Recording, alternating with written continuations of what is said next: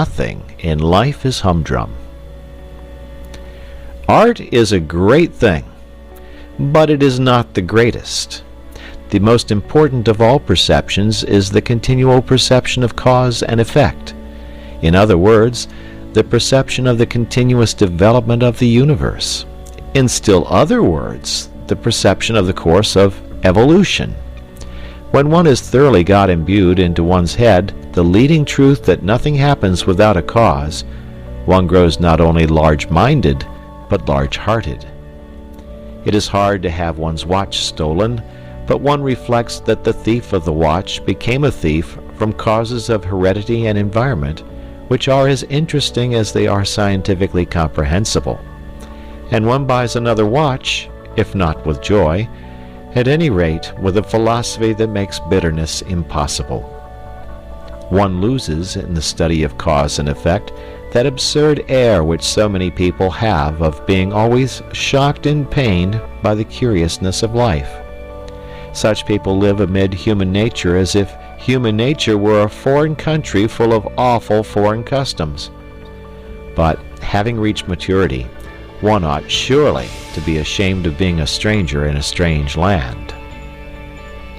The study of cause and effect, while it lessens the painfulness of life, adds to life's picturesqueness.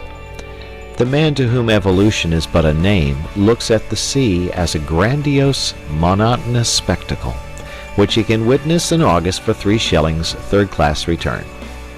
The man who is imbued with the idea of development, of continuous cause and effect, perceives in the sea an element which in the day before yesterday of geology was vapor, which yesterday was boiling, and which tomorrow will inevitably be ice.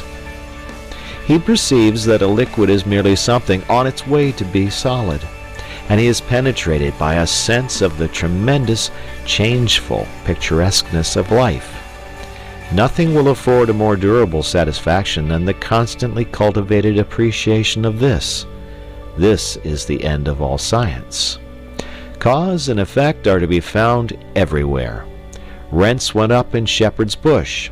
It was painful and shocking that rents should go up in Shepherd's Bush, but to a certain point we are all scientific students of cause and effect, and there was not a clerk lunching at a Lyons restaurant who did not scientifically put 2 and 2 together and see in the once 2-penny tube the cause of an excessive demand for wigwams in Shepherd's Bush, and in the excessive demand for wigwams the cause of the increase in the price of wigwams. Simple, you say disdainfully. Everything, the whole complex movement of the universe, is as simple as that, when you can sufficiently put 2 and 2 together.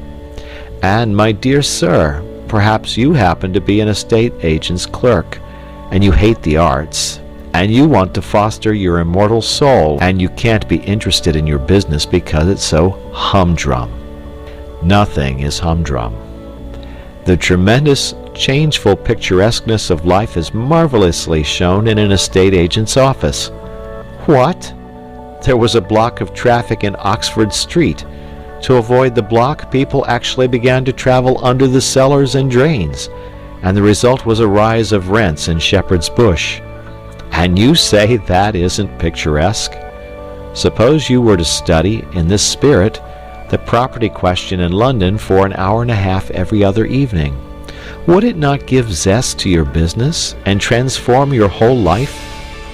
You would arrive at more difficult problems, and you would be able to tell us why, as the natural result of cause and effect, the longest straight street in London is about a yard and a half in length, while the longest absolutely straight street in Paris extends for miles. I think you will admit that in an estate agent's clerk I have not chosen an example that specially favors my theories. You are a bank clerk, and you have not read that breathless romance, disguised as a scientific study, Walter Bagehot's Lombard Street? Ah, my dear sir, if you had begun with that, and followed it up for 90 minutes every other evening, how enthralling your business would be to you, and how much more clearly you would understand human nature. You are penned in town, but you love excursions in the country and the observation of wildlife. Certainly a heart-enlarging diversion.